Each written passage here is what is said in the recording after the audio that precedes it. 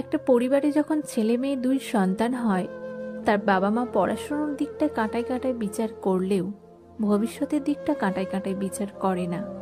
সেটা শুধু বাবা মা না, এই দুনিয়ার কেউই করে না। যখন পরিবারে মেয়ে হয় তখন বাবা মা এটা ভেবেই রাখে, মেয়েকে তো পড়াশুনো করাবো, যদি কিছু না করতে পারে তাহলে বিয়েটা দিয়ে দেব, সেটাই লাস্ট অপশন। একটা ভালো ছেলের হাতে তুলে দেব, মেয়েটা আমার ভালো থাকবে। কিন্তু একটা ছেলের ক্ষেত্রে কি তাই? একদমই না। জীবনের প্রথম থেকে শুরু করে শেষ পর্যন্ত ছেলেটাকে কেউ জিজ্ঞেস পর্যন্ত করে না যে সে কি চায়, তার কি ইচ্ছে, তার কি স্বপ্ন, সে কি নিয়ে এগোতে চায়। যেদিকে বেশি টাকা সেদিকেই বাবা মা ঠেলে দেয়, আর তারাও ঠিক সেটাই করে। বাবা মাকে, পরিবারকে ভালো রাখার চেষ্টায় তারা সেই টাকার পেছনেই ছোটে, আর স্বপ্ন সব পেছনে ফেলে যায়। একটা সময় তারা ভুলেও যায় তারা কি স্বপ্ন দেখেছিল, তাদের ইচ্ছাটা কি ছিল।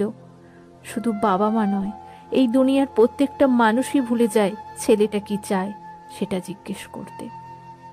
ছেলেদের তো বিচার করা হয় তারা কত ইনকাম করে মান্থলি, তাদের কত অ্যাচিভমেন্ট, সে কোন অফিসে চাকরি করছে, বাড়ির লোককে ভালো রাখতে পারছে কিনা, একটা মেয়েকে ভালো রাখতে পারবে কিনা। এইভাবেই একটা ছেলেকে বিচার করা হয়। একটা ছেলে কি চায় তার স্বপ্নের ব্যাপারে জানার কারো এতটুকু সময় নেই।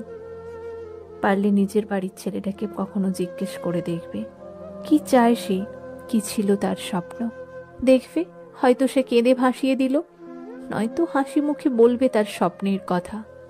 তারপরে তো আবারও সে এটাই বলবে, স্বপ্ন থাক পেছনে, আমার কাঁধে তো অনেক বোঝা, পরিবারের বোঝা, সবাইকে ভালো রাখার দায়িত্ব তো আমার ওপরেই।